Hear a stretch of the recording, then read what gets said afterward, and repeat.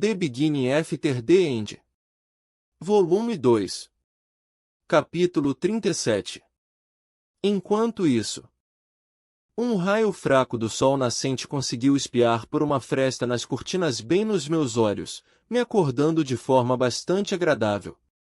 Hoje em dia, Elijah ou Eli geralmente me acordam, então já faz um tempo que eu não me levantei antes de qualquer um deles.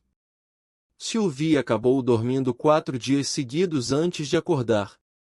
Ela me explicou como uma mudança de corpo assim leva muito tempo para se recuperar, e ela não era capaz de fazer isso com frequência.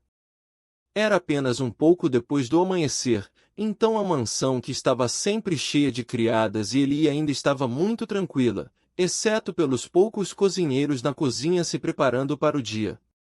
Não se preocupando em se lavar, eu fiz meu caminho para o quintal, onde senti flutuações da mana. Como esperado, meu pai estava ocupado treinando, absorvendo o núcleo da besta classe S que recuperei da masmorra. Não querendo atrapalhar seu treinamento, encontrei um lugar para sentar ao lado dele e comecei a estudar sua aura. Meu pai, Reynold Slavin, ex-membro dos Chifres Gêmeos, estava preso em um estágio, incapaz de superar o estágio laranja escuro. Passei muito tempo negligenciando a circulação de mana no corpo do meu pai, assim como a de Elijah. Como esperado, as veias de mana de Elijah, as veias responsáveis por absorver mana da atmosfera circundante, eram incrivelmente largas.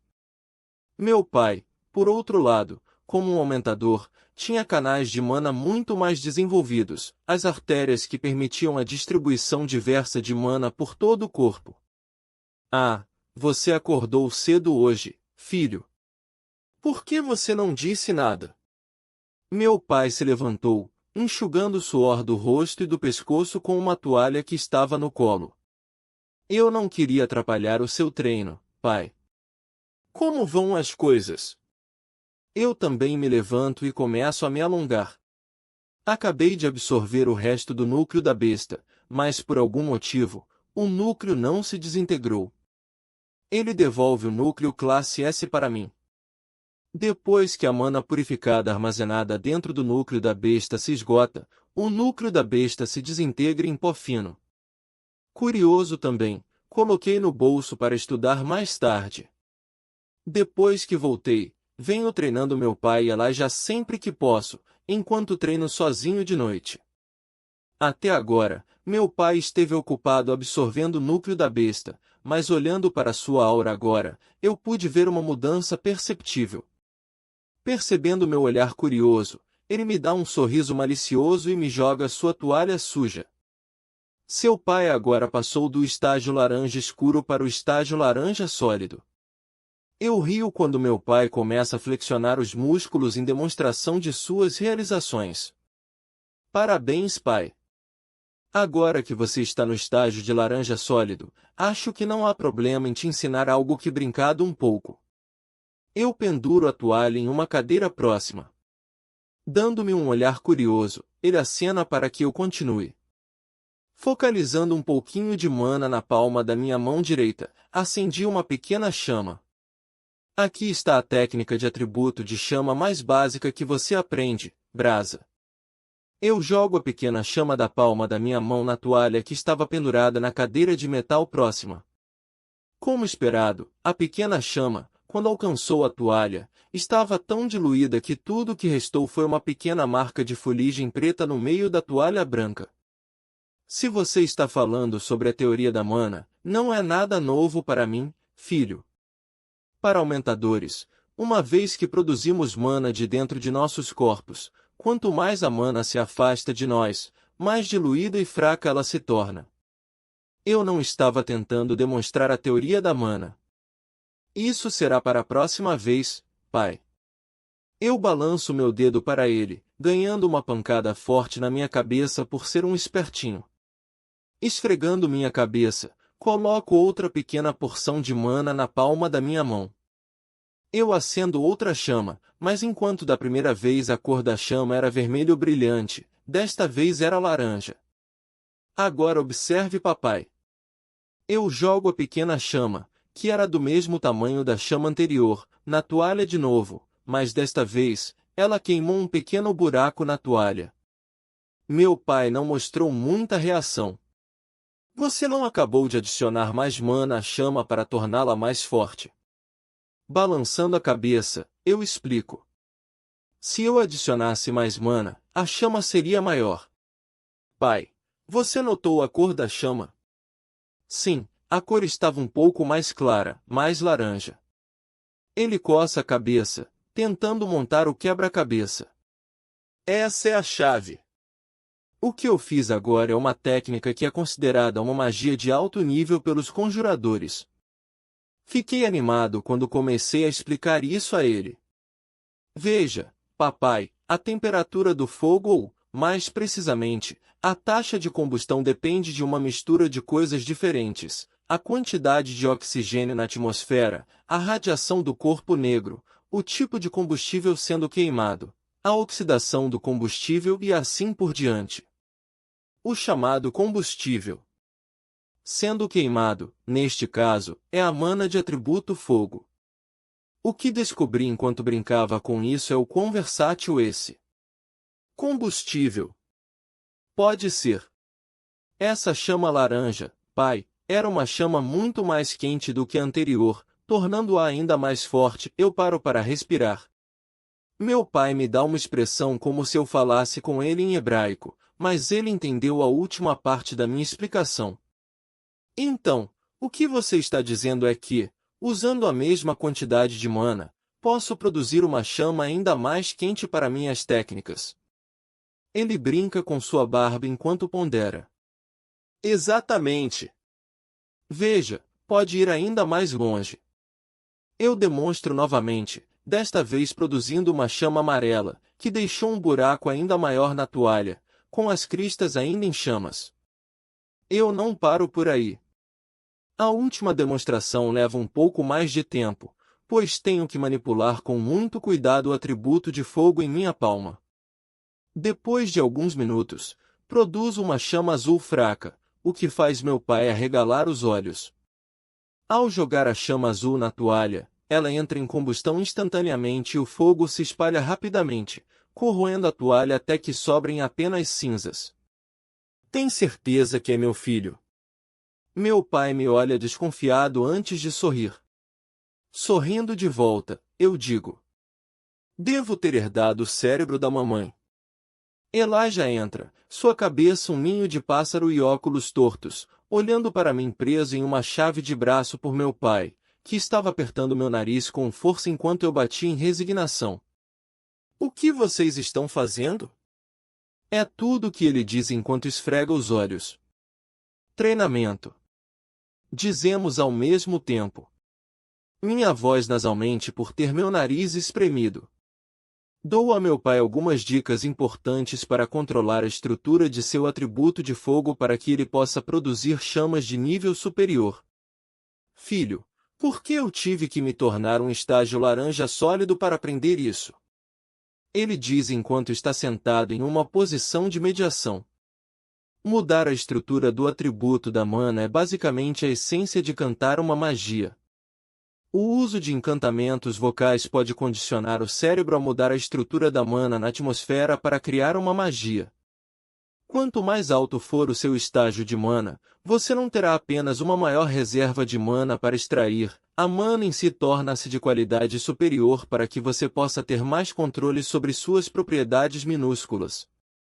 Eu esclareço, voltando meu foco para Elijah. Acenando em compreensão, meu pai volta a treinar, segurando a palma da mão direita para cima e enviando mana para ela. O treinamento de Elijah foi um pouco mais lento. O que percebi com Elijah é que seu controle sobre seu elemento principal, a terra, é instável, o metal ainda mais. Não é tanto como um problema com a manipulação de mana do atributo terra, mas mais ainda com a quantidade. A falta de controle de Elijah sobre a força de seu poder fez com que ele não pudesse fazer magias precisas e coordenadas. Uma coisa que continua a me confundir sobre a magia de Elijah é como ela é injusta. A Terra é poderosa, mas limitada no sentido de que conjuradores e aumentadores podem apenas se contentar com a terra que está ao seu redor. Na maioria das vezes, isso não é um problema, mas ainda dá uma certa previsibilidade nos ataques que os magos da terra usam. Elijah, por outro lado, parece ter a capacidade de mudar a estrutura das moléculas e transformá-las em terra. A coisa mais próxima que pude pensar que pode explicar isso é algo semelhante à alquimia. Elijah, por exemplo, pode convocar espinhos de terra de árvores e edifícios de madeira. Uma limitação é que ele não é capaz de conjurar magias de terra da água ou do ar, mas sua capacidade de mudar tão facilmente a estrutura da terra e suas propriedades me assusta. Quando penso nas possibilidades de seu poder, penso na magia de petrificação. Quando conjuradores da terra normais usam o feitiço de petrificação, na verdade, é apenas usar a terra ao redor para se formar em torno de um humano. Petrificando-o. Elijah, por outro lado, se ele se tornasse hábil o suficiente, poderia literalmente transformar um humano em pedra. Eu balanço minha cabeça para descartar esses pensamentos assustadores. Estou feliz que Elijah seja um amigo, não um inimigo. A prática de Elijah consiste em brincar com uma pequena bola de terra. Ele está praticando fazer coisas diferentes com a pequena bola de terra, girá-la muito rápido, mudando sua forma, expandindo-a, condensando-a, dividindo-a em diferentes pedaços, etc. Assim, ele pode treinar seu controle de mana e encurtar seus encantamentos aprendendo a chamada teoria de como as magias funcionam. Volto para o meu quarto, deixando Elijah e meu pai treinando. Olhando para minha cama, vejo Sylvie ainda dormindo. A transformação ainda parece ter um pequeno tributo em seu corpo. Ela ou dorme mais às vezes, ou tira uma soneca separada. Felizmente, esses períodos de sono estão ficando mais curtos, então tenho esperança de que, em algumas semanas, ela volte ao normal. Sentado na beira da cama, dou uma olhada no núcleo da besta classe S, sondando com um fio de mana. A mana interna foi esgotada, então eu estava curioso para saber por que ele não se dissolveu, mas ao sondar um pouco mais fundo, sinto uma dor aguda em meu braço esquerdo que me faz deixar cair o núcleo da besta. Que diabos? Esfrego a tatuagem que sempre cobre por baixo da pena de Sylvia.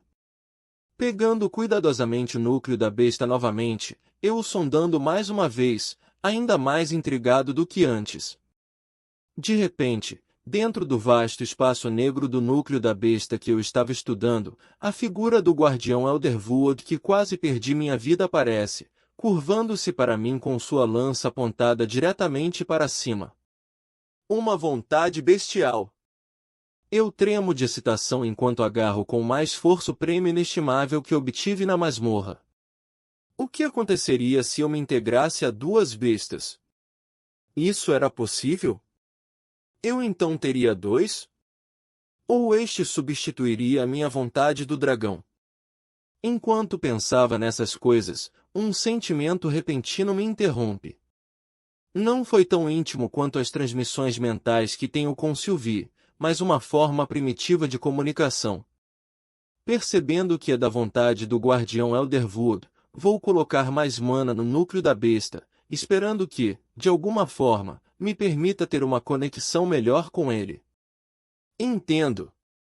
Não posso deixar de me sentir um pouco desapontado ao soltar o núcleo da besta. Pelo que o guardião Elderwood estava tentando expressar, se eu tentasse absorver a vontade desta besta, apenas o mais forte dos dois acabaria sendo deixado.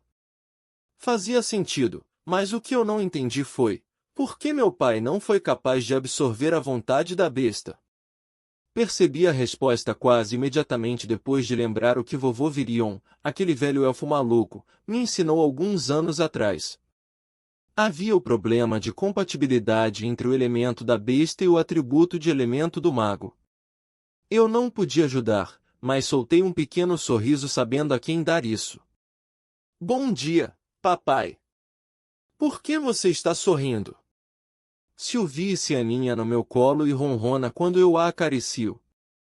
Só estou pensando em como a escola será divertida. Eu respondo. Irmão, acorde, ó. Minha irmã bate à porta, mas me vê acordado acariciando Sylvie. Eu me aproximo e também dou um tapinha na pequena cabeça da minha irmã. Vamos comer!